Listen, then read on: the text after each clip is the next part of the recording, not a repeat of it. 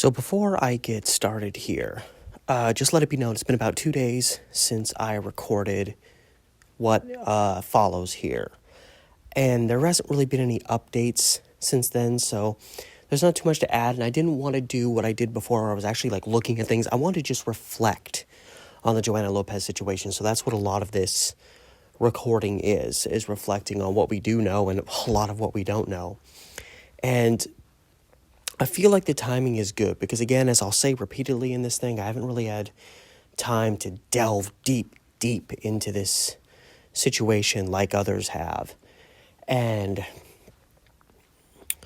the OP on the main Joanna Lopez Reddit page expressed in a new post, laid out what information we do know and said, what can others do to help? And, this is a lot aligned with what I was thinking and why I did this kind of follow-up video, or I'm doing this follow-up video discussing and reflecting on it further and hopefully getting another video out there that keeps some attention on this, because no matter how interesting the subject matter is, over time, the popularity fades and starts to get forgotten. And they said, talk about it with people, share it around, keep this thing alive. And so I was really glad to see that right after I had done this, because that was exactly where my mind was. Otherwise, I've got a lot of stuff to do and I'm trying to take a break from all this YouTube stuff, and I wouldn't really do it otherwise. So that made it a lot easier for me to feel good about what I did and to put this out. And again, it's just a lot of reflection that I'm doing on this case, which I haven't done since early November. So it's been a few months and a lot has happened since then. So sit back and I'll bring to you some of my thoughts based on what has happened and just generally what's gone on with the Joanna Lopez situation, as I continue to call it, more recently. Hey there, everyone. Steve the Amateur Historian. How y'all doing? It has been a while. I've constantly been checking on Reddit, following the work of others. I'm mostly in my delving into the Joanna Lopez situation, it was mostly about spreading information. Obviously, if I saw something and a thought came into my head, I would mention it. So I was throwing my 2 cents in, but my main objective has always been about kind of spreading the information out there. So really, discussing the hard work of others that have really been trying to figure this out. And it's a kind of story that is, it's beyond a needle in a haystack, but it's still something that a lot of people out there feel very driven and very validated in trying to resolve, whatever that resolution ends up being. And I admire that incredibly as someone who, the bulk of the content I produce for my YouTube channel, I want to go in and find as much information as I can. And if that means having a really long, super drawn out, detailed video, then that's what it means. So I have a deep respect for that drive that others have to really just dig in and try to, when your starting point is a couple, if they're all even valid, a couple videos that show a missing person's banner with a name that we don't even know if it's attributed to the picture, and a picture that we don't even fully understand its origin, and a phone number to call, which pretty quickly people were able to discern that was the old number of the youth division of the Chicago Police Department. And, it is what it is. I wish, and this is, for me, it's more YouTube, because, I check my comments on YouTube, especially most smaller YouTubers that aren't getting 1,000 comments a day. But it's kind of the same thing in Reddit, which is, this is no big, harsh criticism, but I just wish people would, people will think up something that even they will acknowledge as a relatively simple thought, and they won't pause and think, hey, maybe somebody else thought of that. I think a thought comes into our head and we get a little too overzealous that, like, this is something only we've thought about. And so you get a lot of repetition in comment sections. You'll get 10, 15 people posing the same question, and sometimes they'll pose it in this manner of like I can't count how many times on various places I've seen someone be like, well, has anybody ever thought to call the number that's on the missing persons banner? And it's like, yeah, several people have done that. And you don't have to look too much at the information to know that that has happened. And it's another thing. People are like, well, like, why don't you just call the news station or the station that this was supposedly presented on and try to find that out? It's like, well, people have done that. Now, as I understand it, the news station was contacted and it was expressed that this image of Joanna Lopez and presumably any information given about her, which either was not that much or the station just didn't care because there's only a name. But the idea was that this was sent to the station as a missing person situation from an anonymous source, which is frustrating in a number of different ways, because one, if this is a real valid missing persons case, which I still personally believe it is, I feel like when you're dealing with something as delicate as this, the potential situation of a person who's gone missing, and God only knows what the circumstances are in terms of why that person went missing, it's important that even if you have skepticism, even if you feel that this is probably wasn't a real thing, I feel like until you know for absolute certain, it's important to keep your mind open and to try to find a resolution on the matter. And of course, I say that as an outsider. And the only reason I haven't delved more into it is even right now, I'm supposed to be on a break, technically, from YouTube right now, or at least I'm starting a break. I already have a lot of other content that I'm doing, that I'm covering. I wouldn't even be able to dedicate a decent amount of time to the Joanna Lopez situation to get us closer to a resolution. And there's been a lot of people out there that have already been doing a lot of that grunt work. And a lot of stuff I would think to do, other people have already done. But anyway, back to where I was before I start wandering off on a tangent. Again, the story that was reportedly given by the news station was that Joanna Lopez's picture and her story, I guess, were submitted to the news station anonymously, which in one instance makes it all the more difficult to find a resolution as to the backstory behind what all happened, how this missing persons banner ended up on this news station when you don't even know who was responsible for sending it there in the first place. And it does open up windows to make you speculate and theorize, like, why would it be sent in anonymously? Why do people send in things anonymously? Sometimes it's just somebody who doesn't want to get mixed up in something. Sometimes it's somebody who knows something and doesn't want to be held accountable. Like, could this image or the Joanna Lopez story been sent in by somebody who had at least information regarding her whereabouts and maybe felt sorry or guilty for their potential involvement? So they wanted to kind of do the right thing, but they also knew, like, if I tell them who I am and it gets out that I reported this person missing, if I'm directly connected to those who are responsible for going missing in the first place, I'm probably in a lot of danger now. So there's always, those angles. And on the opposite end of that is the question of whether that story is valid or not, which is fair. Again, I know I just said, like, I feel like even if you think that this wasn't a real missing persons case, maybe this particular Joanna Lopez isn't a real person. Like, if that's one's perspective on it, like, that's fine. There are reasons to think that is the situation. But again, I feel like it's, especially after all the work that people have put into this, it's definitely a disservice to the situation as a whole to just kind of say like, oh, well, they're probably right. It was probably just a test card or, something along those lines, which again, it very well could have been. But like, it was probably just that. So you know what? Who cares? Like, I give up. And then just kind of every bunch of people put work into this and then they just abandon it.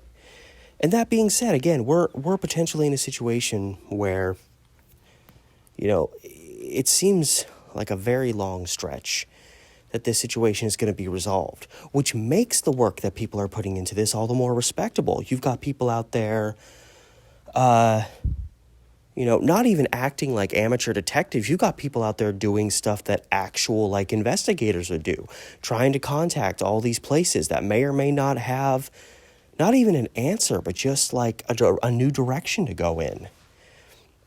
And numerous people have tried to clean up the image of her, colorize the image of her, recreate the image of her, trying the best they can to create a better, more polished image of this person in an effort to identify Joanna Lopez. Because, maybe there's, more pictures out that, if that image can be better fixed and adjusted, it'll be easier to compare to images of other people, because there have been numerous other people brought up as possibly being this Joanna Lopez. And some images kind of match fairly close with the image we have of Joanna Lopez. Some maybe not so much, but again, it's hard to say for 100% yes or no, unless you have, evidence to prove otherwise, that one is definitely the other, because the image of Joanna Lopez is so bad. So, it does kind of still leave us dragging in the weeds as to where this image came from. What is the origin of all that? And I know there's been efforts to go through old yearbooks, trying to find information, trying to contact other possible resources. People have still been digging into, trying to find other missing persons. And it's difficult because, again, if this is a valid situation, that's the best word I can think of to describe it. If the Joanna Lopez situation is real, then essentially what we have to go on is presumably somebody in 1989 reported or, sent this image and sent this information to this news station, and they put it up. So I know especially early on when this is first kind of really starting to make the rounds and everybody's kind of new to it, the thought is, okay, this is probably someone that vanished like late 1988 or started 1989. And especially if you're using contemporary logic and you're thinking like, a lot of times when you see missing persons things pop up, or even beyond that, Amber Alerts, it's usually relatively close to when a person went missing. So you kind of instinctively think, okay, well, this pops up on a news station in like mid-January 1989. It's probably someone who had recently gone missing. But we don't know that, so we don't know for certain when Joanna Lopez went missing. And the fact that, this missing persons information wasn't sent to the news station by like an organization or someone, it was just a random anonymous person. So that could have been somebody who, again, like knew what had happened to Joanna Lopez, but it could have happened years earlier, and the situation had been, eaten away at them. It could have been recent. We don't know when this person went missing, and we don't even know for dead certain if they were from the immediate Chicago area. Logic kind of wants to tell you, like, oh, it was on a Chicago news station, so they had to have at least been someone from Chicago or a Chicago suburb. But what if, say, this Joanna Lopez lived like 70 miles southwest of Chicago or something. So you're not too far, but you're not part of the Chicago area, just as an example. If I wanted to submit, like I'm like, my friend's missing, or I know something about someone who's missing and I want information I want this information to get out there and I want to contact a news station, I'm probably going to try to get that information to a place where it's going to get the most viewers. So if Chicago is the closest major city to us, I'm probably going to send it to them. And if I'm really that desperate to get attention put on that, I might even lie and say, hey, this is my friend who's gone missing. Oh yeah, she lives right in the middle of Chicago.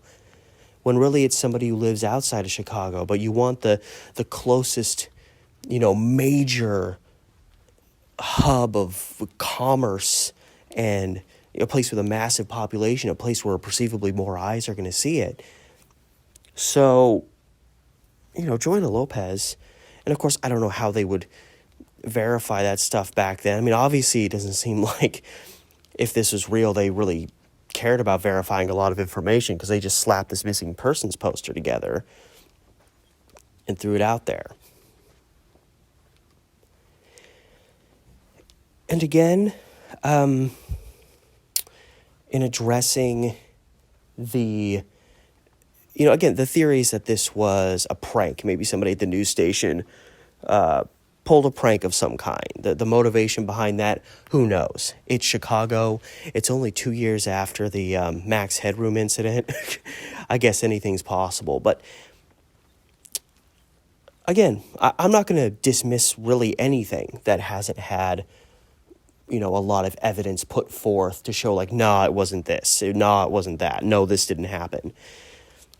If it's something that's a lingering possibility, even if it's weak, I'm someone that will leave that on the table. And, either you're going to find a reason to pick it back up again, or you're going to find a reason to throw it away. My biggest issue, and again, I guess it depends on the mind of the person that's doing it. My biggest issue with this being a prank, either somebody hacking the station, like the Max Headroom incident that happened a couple years earlier, or somebody like within the news station saying, hey, I'm going to do this and I'm going to slap this really creepy missing persons poster together and I'm going to put it on there to go on at the end of the day, so all these people that are up, at night and it's dark, all of a sudden, boom, that's going to pop up. I'm going to scare the shit out of people, I think, like, maybe that could happen, but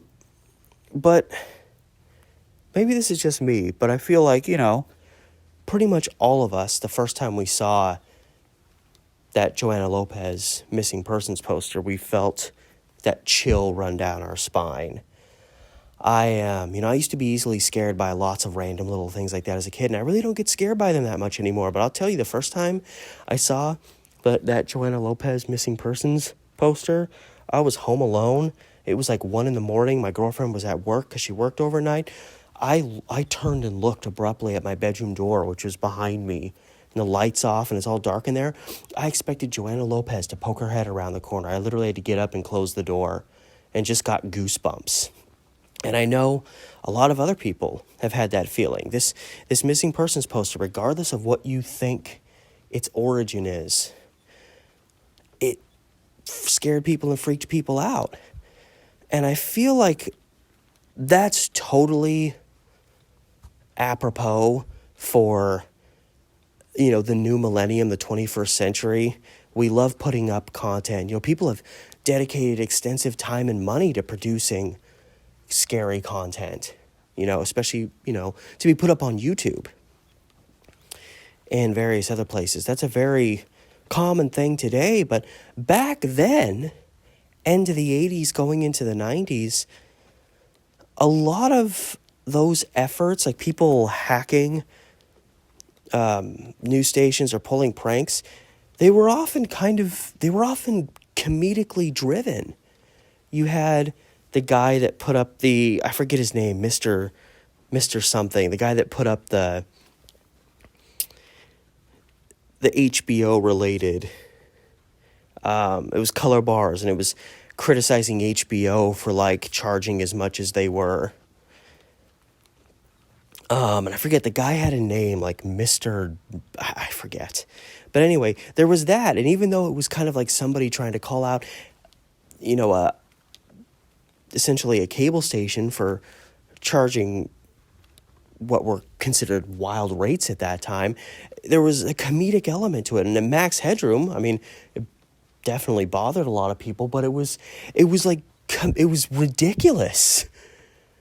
It was obviously that was like, see, that's the hallmark of like a prank during that time, is and the Joanna Lopez thing is such the polar opposite of that. Now, maybe I'm getting off base. I'm obviously not an expert as to how people at news stations functioned at that time. I'm not an expert on hacking, the type of person that would hack into a news station at that time. We still don't know who was responsible for the Max Headroom incident. I'm just saying, from my place, looking at that time and what was going on, a lot of people that pulled pranks or hacked their way into news stations, there was often like a comedic end goal in terms of what they put up on that station. And this was the polar opposite of that. This would have absolutely scared people, probably much more than it did and does today, because we're used to seeing creepy content like that now. There's already people on YouTube that have done like parody videos to the Joanna Lopez thing, just to like produce these like somewhat, creepy alternatives to that. I mean, we're used to constantly seeing content that is supposed to scare us. Back then, that, the internet wasn't even a thing yet. At least, out there, available to the American public and all of that. And I know, beyond it necessarily being a prank, of course the two could be tied together, people have discussed that and I feel like it's become more and more, something more and more people are leaning towards, is that this was like a test card that they used. And if that is the case, I don't know, like if they did it after midnight when there's no more content on the air for at least a couple hours, I could understand them testing something during that time because there's no content to interrupt. But why they would make something that creepy to just do a test card of, again, I don't know. Maybe the person who was in charge of making the test card had an oddball sense of humor. But again, it seems like such a dark, creepy thing to create just to use as a test card to put up on the screen. But again, that kind of, the idea that this was not a real thing, I've noticed I'm seeing it becoming more and more prevalent in people's thinking. And certainly there's people that genuinely believe that. There's people that, know something about how, the system of a news. Again, I got some experience in that kind of field when I took communications courses.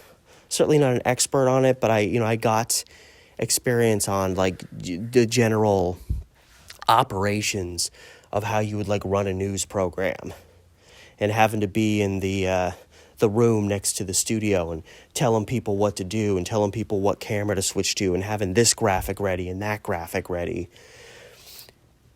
And so I had a little bit of experience in that field.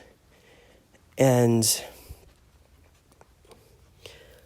so I can totally understand. And again, most theories aren't really off the table because we just don't know. I am a little concerned that it's just because I've noticed this in other things. When something happens, especially when it's a mystery, and it's a mystery you're probably not going to solve, or if you are, it's probably going to take a long time. When it's new and it's fresh and everybody's diving in and the sky's the limit in terms of what could have happened, everybody kind of comes in with an open mind. And the more time passes, the more leads don't go anywhere, the more things we're able to cancel out and say, no, that wasn't involved, but we can't really find out what was. And it kind of, you're in this position where, everything's kind of dragging on and there's not really any progress happening in terms of, again, obviously great progress has happened in terms of trying to find a resolution, but in terms of actually having the answers, we're not there. And I feel like in situations like that, there's always this shift where a lot of people are thinking one way and then suddenly a bunch of people shift in a new direction. It's happened, obviously, in a more drawn-out period of time, but I've been studying the JFK assassination literally since I was 7 years old. And, a couple of years after the government came out and said, oh, it was one guy that did it, this massive movement, believing that a conspiracy had happened, that became the big thing. And it remained the big thing up until the movie JFK came out in 1991, and then it even further pushed people's beliefs that there was a conspiracy. And then the government kind of reacted, and there was these kind of absurd, just full of lies, books that came out that pushed the government's kind of agenda on that. And they formed a new investigative body that didn't really get a whole lot done. And kind of at the end of the 90s and going into the 2000s, there was suddenly this shift that I noticed happening where all of a sudden a bunch of people were kind of like, you know what? The official story that one man did it alone was probably right. And I feel like and again, I'm not trying to nullify that theory. It just seems like not a whole lot of people believed it. And then all of a sudden I just started seeing comments left and right. Just a lot of people being like, yeah, that's probably it. Yeah, that's probably it. I'm thinking that's more, but whatever. And if people think that, then obviously that's their conclusion to reach. I don't want to see a whole bunch of people just say, who gives a crap? And again, I know it's a little crappy of me to say since I'm not out there doing this investigative work. And trust me, if I didn't have a bunch of other things I was already doing for my channel, in addition to the fact that I'm literally about to take a long break from YouTube because 2022 has not been a great year so far. It's been a very stressful year, and I'm trying to make things in my life outside of my YouTube identity or whatever. I'm trying to improve those. I'm trying to spend more time with my girlfriend because we don't see each other a lot because our work hours are off, and just trying to have better personal health. So I've been kind of trying to do that for the last 2 months, and I've been contemplating doing something like this, coming back and talking about the Joanna Lopez thing again, but I've just been so wiped out by just life, work, all the other YouTube stuff that I've been doing. And that's part of the reason why I haven't really come back and talked about this. And it's part of the reason why I haven't gotten more directly hands-on involved in it. And again, there's been a lot of other people that have gone out there and done that. I got up just a couple days ago, and, my first Joanna Lopez video, which has, I wish it would have done better. One of the benefits that video had is it was one of the first videos that was lengthy that delved into the Joanna Lopez thing, because to that point, there really wasn't much content. I'm talking about YouTube specifically. I know it was going around TikTok and all that, but to that point, because I would go through and try to find other stuff.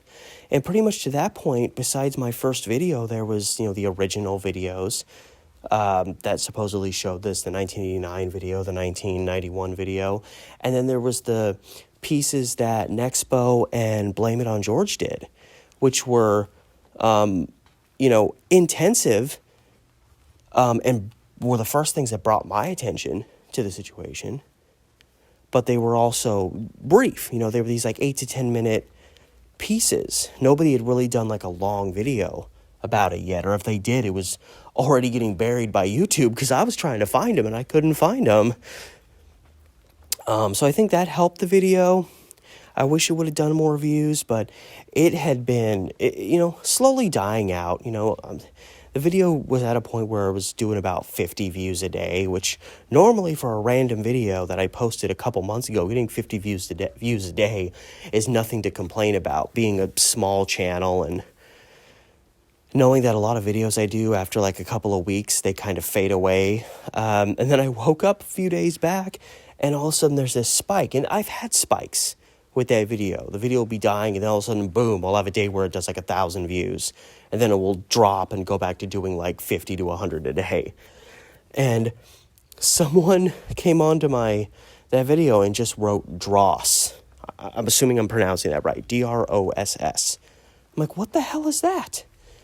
And then I go and I look and I see that there's this YouTuber who has like 22 million views who did a video referencing the Joanna Lopez situation. So one of the first things I noticed, there was obviously a correlation between that video going up with how many subs this guy has and the spike with my channel. Like when I first saw that comment on my channel and then saw someone mention like, oh, and I saw that name again. It's like, oh, they did a video. I'm like, oh, okay, that must be the connection. And I pulled up that video and it said it had gone up 6 hours earlier. I went and checked my own analytics for my first Joanna Lopez video. 6 hours previous was when the boom started. So there was obviously a correlation. People saw that video and wanted to see more, or maybe my video popped up as, did you like this video? Maybe you like to see this video next. So I've had a little baby boom from that, but that's a recent thing, and it's another thing that will get more attention put on this story is having having something produced by someone who already has a lot of subs. Now, beyond that, just diving into trying to understand the significant unlikelihood, I don't know why I put it that way, but let's just say the odds against finding a resolution to this story, I feel are great, which again makes me respect those that are out there doing this grunt work even more. Is in the face of, hey, maybe, and I mean, investigators investigating cases, especially cold cases, they crash into this stuff all the time. But you keep trying. And maybe there's something that got overlooked, some resolution to be had. But this is, especially with all the work that has been done, trying to working from kind of the ground up, like, oh, were there any missing Joanna Lopez cases from around that time? Were there any Joanna Lopez missing persons cases from Chicago? And then expanding from that to, like, just looking up missing women named Joanna Lopez in general from anywhere in America, looking up missing persons cases, looking for people who maybe disappeared at around the right time, people who disappeared who might be about the right age, who we have images of that maybe, at least to a degree, look like Joanna Lopez, so we can at least infer, like, hey, maybe this is that person. So there's been a lot of work on the part of people trying to just cover every possible base, because even if it's something that seems kind of far-fetched to go into, maybe there's something there. And the fact that so many different directions have been pursued, so many people have tried to help out in terms of fixing the picture, thinking of new directions to look in, new people to contact. It's really impressive when you think of the fact that this began with a grainy image, the word missing, a name, and a now defunct phone number. It's really impressive, and it shows, what humans are capable of when they really put their mind to it. And again, because I'm not one of those people, I'm really trying to applaud those that have, and to, discuss in this type of a situation what they have been bringing to the table. And all that said, for all those accolades I just gave, I just feel like it's still incredibly unlikely that we'll ever know the resolution to this situation. I feel personally the most likely circumstances that would lead to even really a partial resolution to this case, like finding out exactly who Joanna Lopez is and establishing her identity. Even figuring that out, we may not know what happened to her, whether she ran away or was abducted or any number of the other more darker possibilities that may explain why she just up and vanished one day. And maybe we'll find out that she was a missing person who was later found and is okay now. That certainly would probably be the best. I mean, the best scenario in this whole thing is either we find out, hey, maybe she was a missing person, but hey, was found or turned out okay and she's alive and well. Or to find out that this isn't really a person, that this was all, again, a test card, a prank, what have you. Those are the two best possibilities, because in both of those possibilities, it means presumably, nothing horrible happened to someone. No one potentially died or something else. But I feel like, again, until I'm given dead set proof, which again may be hard to come by, but until I'm given absolute proof that she's probably not real, that the missing persons poster that went up is not real, I'm going to continue to believe that this was a real person until I'm thoroughly convinced otherwise. But I honestly believe if we're ever going to at least have some resolution to this, figure out who Joanna Lopez is and maybe what happened to her, I feel the best scenario, and it's a hard one because it's one of those ones where you think, oh, they just got to be in the right place at the right time. They just got to stumble onto something. I feel like in order to know what happened to Joanna Lopez, if she was a real person and she really went missing, or whatever the circumstances were, somebody that actually knew her is going to have to stumble upon the YouTube videos done about her, the Reddit page, whatever. Someone who actually knew this person, who could even look at that grainy black and white image of her on the missing persons poster, see the picture, see the name, and be like, oh, I knew this person. Like, oh, Chicago area. I went to school with Jo, or something like that. Because the fact of the matter is, if Joanna's a real person, she lived a life. She had family members, or if she was, separated from her family, she at least had guardians that watched over her. If she went to school, there's people that had to have gone to school with her. There's people out there that would recognize this person. They would know this person, even with the grainy image. I mean, if you know somebody, and even if it's a crappy image of someone, if you can see that and see the name, usually people will be able to connect the dots. And that's what I feel like it's going to have to be. It's going to have to be somebody that was a friend of hers, someone that went to school with her, a family member is going to have to be uncovered. And again, we don't even know if Joanna Lopez was her real name. That's something else that people have, been trying to figure out. And I know even when I kind of was doing some preliminary researching around of my own, I was doing various different methods of the name. I did Joanna, split into two names like Joanna. I did Joanne, Lopez, or Lopez with an S at the end. I know I had a friend whose name ended that same way with the "ez" sound, but her name ended in "es" instead of "ez", so someone could have said Lopez and it could have ended with an "s".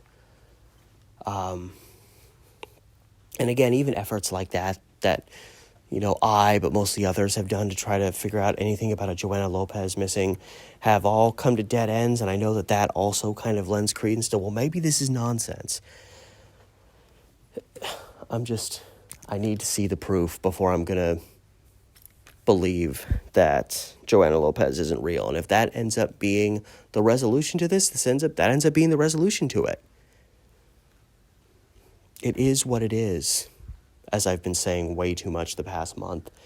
But yeah, that's what I think needs to happen, is the right person needs to stumble onto the Reddit info about her, I know it's been written about a little bit in various blogs or papers, whatever. And there's obviously some resources on YouTube discussing it. And it's easy to say, like, oh, because when you're involved in this thing, it's easy to think, well, this is a big thing. Everyone's talking about Joanna Lopez. It's one of the biggest internet mysteries around. And it's easy to think, like, well, anybody who knew her would have had to have come forward by now. And I'm sitting here saying, like, yeah, this is a pretty big internet mystery. But I mean, even now, the Reddit page, the kind of the primary place to go to, and I know that Joanna Lopez is being discussed on various different places on Reddit, but even the Joanna Lopez page on Reddit, as of my recording, has less than 600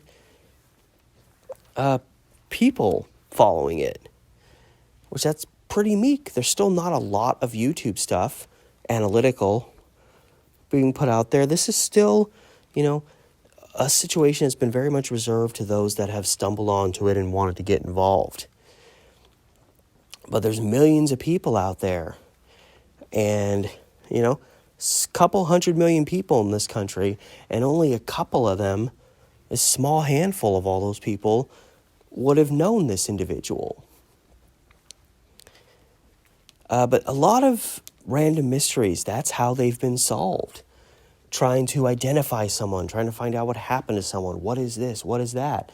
It ends up being that you have to stumble onto somebody who actually knew, was actually directly connected to that, to discuss, to compare. It's a much less significant thing because it doesn't potentially involve the abduction or disappearance of a human. But there was, many years back, there was this mystery song that people stumbled onto. And for years, nobody could figure out the name of the song, who did this song. And it was a really big deal. It was one of those great internet mysteries that had been around for a long time. And the main reason that people were able to figure out the name of the song and who did it was because someone overseas happened to stumble onto a post and, recognized the song. And it was determined that the song was called On the Roof.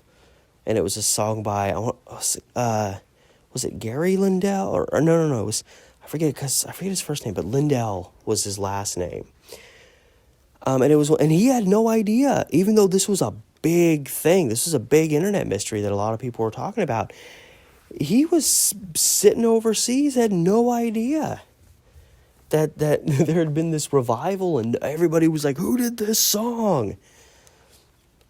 Years of different people trying to do research and connecting, like, oh, this song kind of sounds like this band. It kind of sounds like that singer. And all these dead ends. And all it took was the right person hearing it and actually genuinely recognizing it as something they'd heard before. And the information got back to the original guy, and he was able to come up and be like, yeah, that was a song I did. So I get the feeling that in the Joanna Lopez, the Joanna Lopez case, I feel like something similar to that is going to happen for a resolution to be had. I feel it in my heart that is what's going to end up having to happen. Somebody who was friends with her, somebody who was a family member, somebody who just knew her as an acquaintance under whatever circumstances. So one of those people is going to have to stumble onto this mystery and come forward. And obviously, if this ends up not being a real thing, that person's never going to come forward. And I know, and I can see it, when I check up on the Reddit page, the primary Joanna Lopez one, I can see it. I can see in the writing, I can see people just getting really frustrated because I understand it. They put a lot of time into this and it's just not getting anywhere. So it's frustrating and it makes you want to eventually just say, oh, the hell with it. So many stories I've wanted to cover, and I'll find a bunch of old newspaper articles and resources, and then I discover it wasn't what I thought it was, and I spent a bunch of time doing this research to find out that where I thought a story was going ended up not going that way. I found a bunch of information about like an unsolved murder case that I want to do a video on, and then as I continue to do research, I uncover that 20 years later they actually did solve this murder. And everybody knows what happened. And it's like, okay, well, I went into this wanting to do a unsolved murder video, and now I can't do that because this has been solved now. And you feel like you can feel like you've wasted time. And it's one of the hardest things about research is when you dig in, try to find all this stuff, and it doesn't get you anywhere. And so you kind of feel like, well, you wasted your time. But, I mean, if nothing else, you at least found out, hey, that's not an avenue worth pursuing. So hopefully people in the future that come into this case, they won't go down that road. You're at least getting rid of some elements that are going to misguide you. And I know it's hard, and I can see it in, the last couple of weeks, starting to see more of those posts like, any more updates? Does anybody know anything? I'm getting frustrated. I contacted this person. They haven't contacted me back. I'm starting to think this wasn't the case. I'm starting to think that wasn't the case. And I get that. I get that it's very hard when you're diving into something and you're putting a lot of time into something and you haven't reached a full conclusion yet. And again, concluding resolution on this case may be light years away from now. It might be found out in the next month. We don't know. And obviously, I'm not going to sit here and say that I expect these people that have put in a lot of work to this to just keep on doing it. You got to dedicate your life. You dove into it and now it's part of you. You got to keep going. And some people become obsessed with stuff, for a while at least, trying to find a resolution. I hope that doesn't happen to anybody in this case, because that ain't healthy. But regardless of what anybody who's really dove into this case and put in a lot of work on it, regardless of what they choose to do or whether they choose to stop. And sometimes, and I know this as well as anybody else, sometimes you just need to take a break. And I know it's frustrating because you can put all this time into something and other people are looking into it too. And you're like, all right, I'm going to take a month off. And then it's like, but what if somebody else finds that resolution during that time? And then they figured it out. It's like, I was going in that direction and I could have found it. But cases like this shouldn't be about personal glory. So don't even worry about that. But just, when you dig in really hard into something and to a point that it's just exhausting you and there's still a long road ahead probably to resolving the situation, sometimes you just got to put your hands up and say, I need a break. I need to get away from this for a while. So, and again, that's kind of what I'm doing right now because I've put so much time the last 2 years into producing content, and it's kind of become something that I've become kind of obsessed with. And, if I have a day off from work and I'm not doing a lot, I get into that mindset of, I'm not going to just hang out and watch a movie because I have a full day today. I need to be productive with this day. I got to be productive with every day. And it gets to a point where you're not willing to let yourself have a break. Again, I'm not saying people in this scenario have gotten to that point yet. I don't know these people's private lives. I'm just saying if y'all have put a lot of work into this Joanna Lopez situation and you need a break, give yourself permission to have a break. So that's just the simple truth. Just sometimes you need to take a breath. We all do at some point. Not just for the circumstances of things we get involved in, but for just dealing with the circumstances of life. So you know, as it stands, the situation still hasn't been resolved. We're left with a few pieces of information and a few theories, but I feel like even through this work that has happened, I feel like, if nothing else, the number of theories that are deemed valid or most possible, I feel like that has at least been whittled down a little bit, because at the beginning, you don't know. You don't know what direction to go off in. I don't know what kind of theory to believe in more than any other, because really whatever direction I go in, there's going to be reasons to go the other way. And then if I go that way, there's going to be reasons to come right back around to the reason I had before. Now, something that has been beneficial is at least some people have come online who were part of, like, I know there was a posting a while back on Reddit from someone who had experience in the foster care system, expressing numerous reasons why it was unlikely that Joanna Lopez was part of a foster care system, or in a foster family and part of that system. Because that's something, with the youth division number on there, that's pretty much almost enough to where, if this is a real thing and this is a real person, at least at the time she went missing, again, we don't know exactly when Joanna Lopez went missing, so who knows how old she was, or at least what age range she was in by 1989 when she first pops up on the television. But, the inference has to be made and maintained at this point that Joanna Lopez was at least under the age of 18 at the time of her disappearance. And the interjection of the Chicago Youth Division phone number on there has led people to think like, oh, maybe this was a troubled teen, or a teen that had been removed from her home, or for whatever circumstances ended up with a foster family. Was she sent to a juvenile detention center? Those questions. So I'm certainly at this point, I didn't really know whether to believe that she was potentially with a foster family, or at least she was in that system.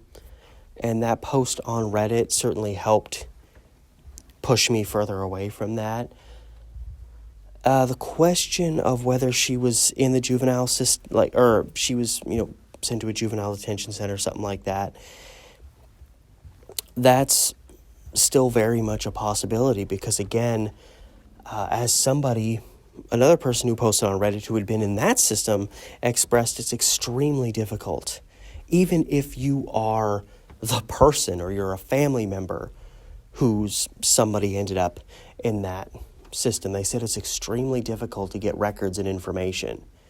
So if it's that difficult for family members, or the direct person who was in or at that juvenile detention system, if it's that hard for them to get access to records and information and just proof that they were there, it's practically near impossible for just some outsider to access that information. So that's a frustrating situation, because for all the dead ends people have found trying to find Joanna Lopez here, there, and everywhere, the fact that it's practically impossible for someone who's not directly connected with this person to even access information that would verify that they were in that system, you can't fully say that they weren't in that system. So that remains a possibility for now.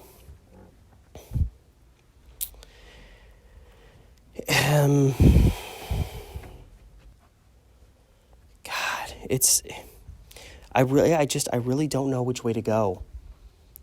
Again, because I start to think, yeah, I probably think this happened, and then I think, well, maybe this happened. Well, no, I don't really think that happened. But then, a new thought comes into your head that makes it seem more likely. Like, obviously, as horribly frightening as it is, but when people vanish, especially young people, the subject of sex trafficking always has to come into play. And that may have been what happened in this case.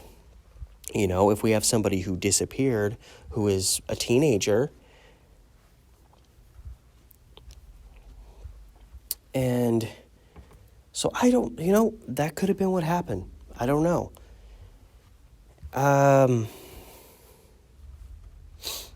I do still, I don't know. I just don't know. It could have been sex trafficking. She could have witnessed something that she wasn't supposed to witness, and whoever was responsible for that action that she wasn't supposed to witness could have gotten her and taken her away, because she's a witness. She could have been, I know it's less theatrical, but she could have just been another person who was randomly grabbed off the streets and never seen again. It unfortunately has happened a lot. And the one twist is that most people that experience that, there's not still a bunch of people talking about it more than 30 years later. Because, something like these missing persons banners, shadowed in mystery, have come out. So, it's an unfortunate situation. This could have been somebody that had been in a juvenile detention center. Of course, she could have escaped from one. I know that's something people have dabbled with. It could have been that she was in the system for a while and was maybe released either to her family or some other guardian type situation. And maybe I have a really hard time believing that this is just a simple case of someone being a runaway. I feel like just other than the fact that this is somebody who went missing, and a lot of times when people do go missing, it's because they run away. Other than that, I just don't feel like a lot of what is known lines up with it. Like, if this was a simple case of a runaway, I feel like if the story is valid, that her image and information was given to this news station by someone who chose to remain anonymous, they would have to have I feel like they would probably have a reason for being anonymous, beyond just I don't want people to know it's me. And if this was just a runaway, I don't feel like there's much incentive to be anonymous. And, it's hard to say. I feel like some information would have been found by now if this was just a simple runaway case. Something, somewhere, that hasn't been found would have been there. So I don't think, and people have successfully run away from home and started new lives, and their families have no idea who they are. It has happened. We could be searching for someone who started a new life somewhere else. But again, I just feel like there would be something there that would have been found if it was really that simple. I think this was much more likely a situation where she was abducted by somebody, because an abduction fits into the sex trafficking angle. It fits into the witness something you shouldn't have seen. This could have been a youth who was running around with the wrong people. Or encountered the wrong people and were taken somewhere and tragically dispatched of. Damn, it's so hard. It's still so hard to know what to think.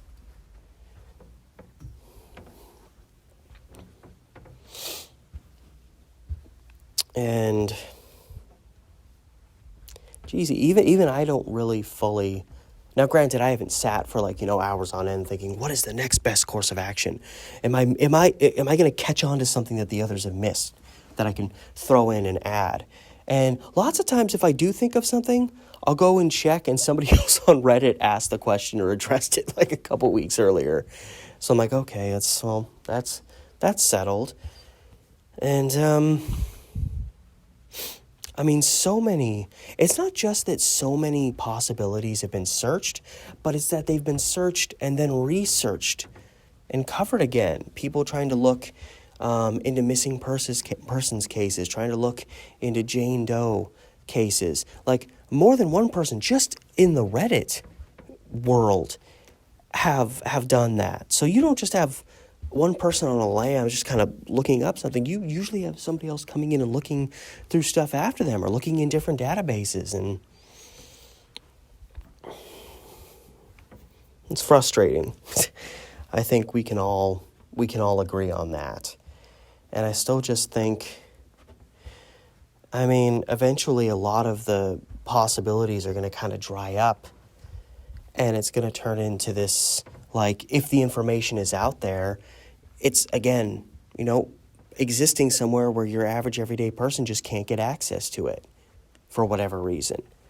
If those are juvenile records, if there's police information, I feel like if it was as simple as just, unless it was something that, something that the police were directly involved in, which I'm certainly not making that accusation here, but I feel like in a scenario like this where there's so much interest and it's not just local, I feel like if the police had information on this, like now would be the time for them to come out and speak. Now would be the time for them to come out and talk and address it and make it a bigger and bigger thing. Now that it's obvious that there's so many other people interested in this. And as far as I've seen, that hasn't happened. So you keep digging till there's no more earth to dig up, I guess. So I've been really appreciative that, I can come back, look on Reddit and see that, people are still digging and digging and digging, and that this is one of those situations where it seems like there's a lot of people invested in really honestly finding out what happened here. And it's not just some competition for who can solve the puzzle faster. Because that's not only probably not really going to get us anywhere, and it's actually, you start getting your ego involved and you start missing things. So that kind of situation not only probably wouldn't get us anywhere and make us miss stuff, but that's not what this is all about. This is about trying to figure out if somebody was potentially faced a horrible tragedy so many years ago, and if this is the one little piece of evidence that's going to bring us around to that. And I've gotten a lot of experience going through old newspaper databases. Considering the circumstances, odds are nothing related to this are going to pop up. But it is, I have contemplated going back and digging a little harder, doing searches that I know will take up a lot of time. But hey, a while back, I dedicated how many hours of live streaming to just going through old sign-offs to see if I could find something comparable to the Joanna Lopez thing. And I didn't really find much, but it felt worthwhile. And actually, while on that subject, because I'm kind of getting towards wrapping things up, but I know something, I don't remember if it was on Reddit or if it was a YouTube comment, it was something I heard or read somewhere. And again, it kind of gets back to what I was talking about earlier, that just because this was reported on in Chicago doesn't mean this was somebody that lived directly in Chicago or even an immediate suburb right around it. It doesn't necessarily mean Joanna Lopez was from there. So it is possible to search up Chicago-specific information and possibly not find anything that might actually exist out there somewhere. If you just have to spread your parameters a little bit. And somebody, again, I don't remember if it was on Reddit or YouTube, but somebody commented about how, well, this, I guess what it was, at the crux of it was like, okay, this was reported on in Chicago. Even if this was somebody who was, 50, 60, 70 miles away, they wouldn't be reporting on that in Chicago of all places. It was kind of like if you get a little distance away, a station wouldn't be reporting on something like that, just a simple missing persons case, if they were that far away. And especially if it's a situation where by the time this was brought to the Chicago news station's attention in 1989, potentially by then, Joanna Lopez had already been missing for a lengthy period of time. But in my many, many hours that I spent live streaming trying to find something interesting, I found one missing persons report in all of those send-offs, and it happened before the end of the broadcast day, which again, Joanna Lopez happened after. It happened They went right from the Star Spangled Banner right into that missing persons banner. Now, this happened before the end of the broadcast day, but it was like this brief little report, like this 1 minute long report that happened like just a minute or two before they went into the Star Spangled Banner, and it was the end of the broadcast day. And it was actually a case that sounded familiar to me, and I actually had stumbled onto it like about a year ago when I was researching another video that I may or may not do. And it was, I can't remember his name, but it was about a young boy. He was only a couple years old, and he had been staying with his grandparents on their farm in Idaho and just disappeared. And I think there was a lot of suspicion cast on his grandparents about possibly being responsible. But, the other theory was that maybe, someone came along and snatched the kid up. Now, this had happened in 1982. I believe it was 1981 or 82, but I'm pretty sure it was 82. It wasn't any later than that. And it was a case of a missing kid from Idaho. But it was being reported on a Seattle-based network in 1984. So, people are saying like, oh, well, if Joanna Lopez wasn't immediately from Chicago, then they wouldn't have reported on something like this on her. So she had to have been from the immediate Chicago area. And, it had to have been recent. And I'm like, I literally found an example of a missing kid, because the kid disappeared. He was never found. So it wasn't expressed as a murder case. It was expressed as a missing persons case. This was a missing persons case of a kid that by that point, the case was already like 2 years old. So it was an older case. I mean, it wasn't fresh. It wasn't a kid that disappeared the week before. It was also being reported on a Seattle network about a disappearance that happened in Idaho. It was like several hundred miles away. It wasn't anywhere near Seattle, but they reported on it. And it was just this random little, minute long or so pop-up report that just kind of popped up right before the end of the broadcast day. So that one instance alone that I found is evidence enough that, you didn't have to be immediately from that particular city where it was reported on for them to report on missing persons. And with this particular situation, granted, it was another part of the country, it was several years earlier, but, they were reporting on an old missing persons case about a kid from hundreds of miles away. So how do we really, really know that Joanna Lopez didn't disappear from a much greater distance from Chicago? It could have easily been whoever anonymously sent that image in. Again, they could have told the news station, oh yeah, she lives in Chicago. She disappeared from Chicago. What if she lived somewhere else and was visiting someone in Chicago when she disappeared? So she doesn't live here, but she was here when she disappeared, so she still vanished from Chicago when all is said and done. What if that happened? It's...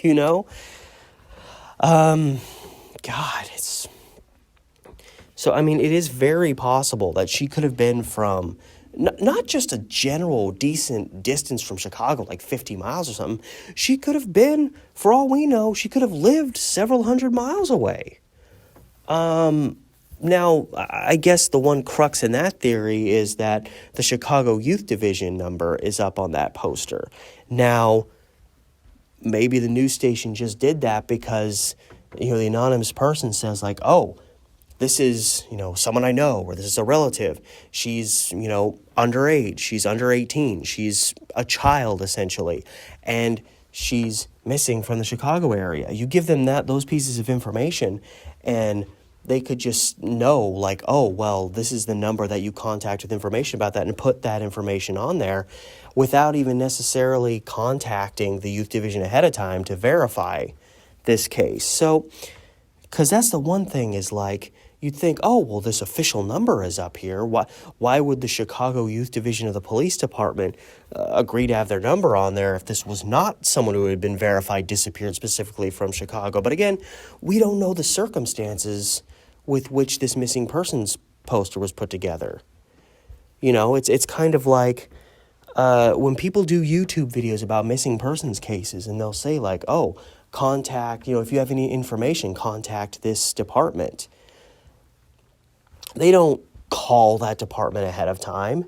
It's usually because, some of the information about that case, that the actual county police or city police, whatever one you have to contact, usually they'll put that information there and say, hey, if you have any information, contact our cold case unit or, contact this and that. But sometimes people will just say, contact the local police, even if they haven't verified that that's really the number you should be calling. So it wouldn't surprise me at all that when in the creation of this missing persons banner, they have the information and they know that, at least based on the information they were given by the person that reported this to them and gave them the picture, that this was an underage child who had gone missing in Chicago. You throw that together and you stick it up there on the screen and you hope somebody sees it, Which still, again, when you think, oh, maybe this happened, and then it leads you to another thing. Because I'm thinking, again, we still don't know where the picture was obtained from. Based on its quality, a lot of people who, again, have been in the juvenile detention system said that, I was in that system, and it was very normal for them to have these very low quality, photocopied pictures of people in the system that were either blown out or super dark. Because maybe I need to go back and read specifically what was said when it was expressed that, the news network said that they got this anonymous report from this person and that's what led to the creation of that. But did the anonymous person also send them that picture? Could it be that person had, that image? It was just the first image of Joanna Lopez they could find, or it was the only one they had on hand, and they faxed it to the news station? Because faxes, especially back then, faxes could come out really low quality too, and especially if you already have a low quality image as it is, and then you send it through a fax machine to where it's going to be even weaker quality. Is that an explanation for why the picture of Joanna Lopez was so bad, and that it could have been a picture that was sent by that anonymous source? Again, I have to glance back to make sure, to look at that again to see if it wasn't just that she was reported missing. Because if the anonymous person didn't give him the picture, then the picture would have had to have been obtained elsewhere, which means they would have had to been able to access that picture either from juvenile detention system she's in, or a family member or a friend. They would have to access somebody who knew her or had some direct connection to her to obtain that picture. But yeah, there's been so many, and it seems like the crazier the mystery, the more these kind of things happen. Because I know that there was another woman, I think it was Rachel Lopez was her name, and in her pictures she looked a lot like Joanna Lopez, and that was cause for some intrigue for a while. And I think there actually was a missing Joanna Lopez case that somebody found, but it was somebody that would have been too young.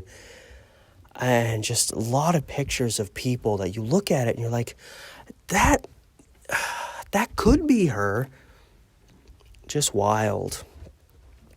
And I do want to assess, because I just realized as I'm rambling, as I do, when I was discussing the notion of the police coming out, here's, if you want to revive a missing, cold case, missing persons case, now's the time to do it in this case because so many people are invested in this. I do remember one Redditor put in a Freedom of Information Act request for information, anything on their records from roughly during that time that may have correlated with a Joanna Lopez. And they, as I understand it from the Reddit post, they came back with no results. Now, granted, that's only freedom of information request. You can't get any and all records, and depending on the circumstances that may surround what happened to Joanna Lopez, that might affect whether they deem certain records are subject to be released to the public or a private citizen. So it's another dead end for now.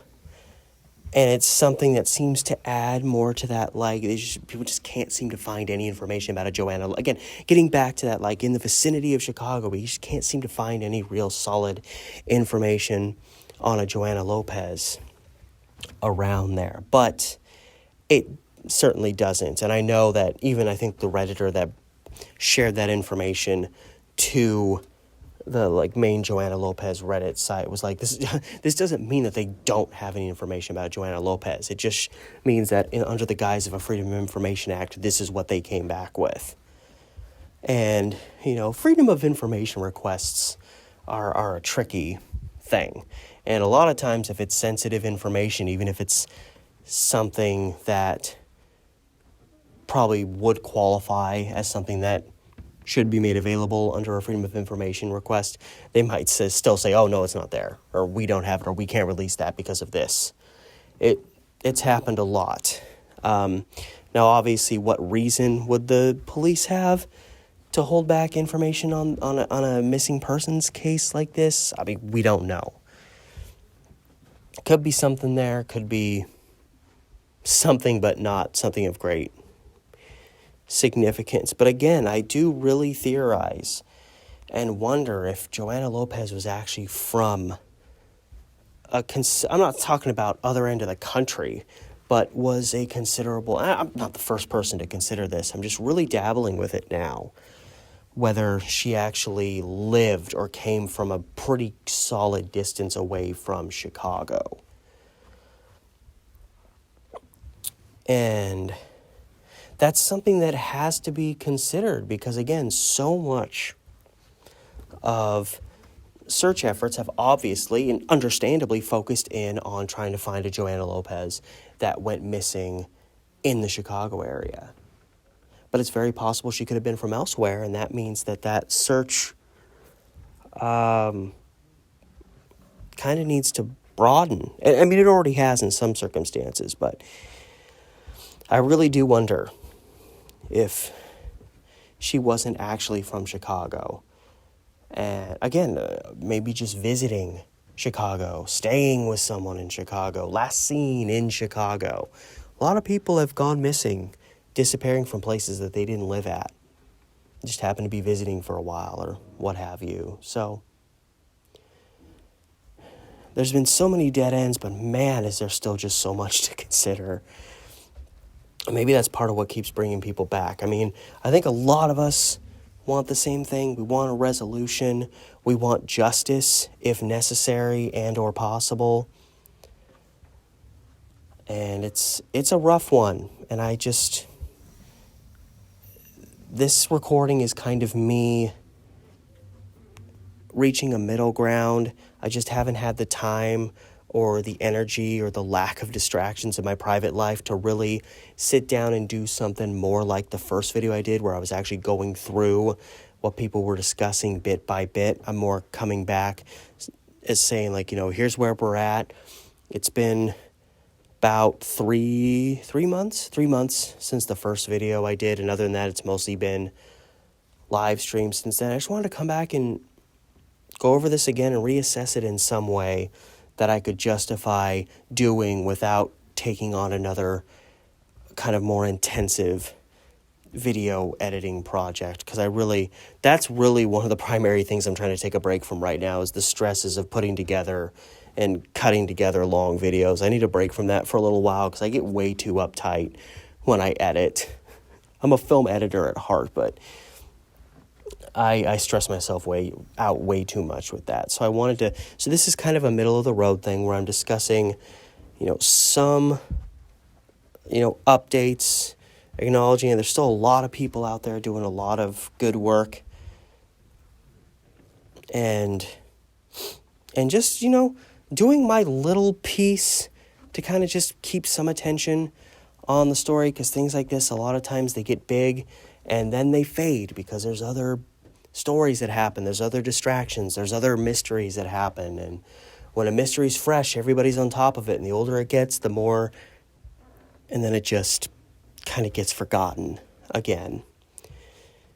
So that's really it for the most part. And, I had the opportunity to reflect on some of that new stuff a little bit, because a lot of it I'll, read it on, wherever I see new information at and kind of go over it. But not really, again, just I haven't really had time to really delve too much into any one thing. And after those live streams I did, I really needed to step away from the Joanna Lopez thing myself. So yeah, that's pretty much it. Just going over the bits and pieces again, and I may do again. My future's a little bit up in the air in terms of content creation, but maybe, obviously, if there's some big break and we have some resolution, I'll be there to discuss it, along with probably a lot of other people. But other than that, I'll probably let this lay for a little while. Come back at some point if there's new, fresh research efforts going on, and there's enough for me to cover in another video again. So all that said, thank you so much for tuning in. Those of you that stayed and listened to the whole thing, an extra special thank you to you. You are a trooper. I don't see how anybody can sit and listen to my mildly nasally voice for more than 20 minutes, but apparently some people like listening to my voice. It is what it is. So if you're new to the channel, haven't done it yet, like what I'm doing, like what I've done, because I have hundreds of videos on this channel, feel free to give the video a like, a share, subscribe. That's, the biggest thing for me is trying to keep my channel growing and getting new subs. And I also have a Patreon. If anybody wants to help support me there, makes my efforts a little bit easier. And the links to that, my other social media, my Patreon, my Facebook, my Reddit subreddit that admittedly I'm not using enough. It's just kind of another place to put my YouTube stuff. And so there's links to all those in the description with this video that you can peruse if you so desire. And all that said, thank you so much for stopping by. Thank you for your support. I love you guys. This has been Steve the Amateur Historian, and I'll see you next time.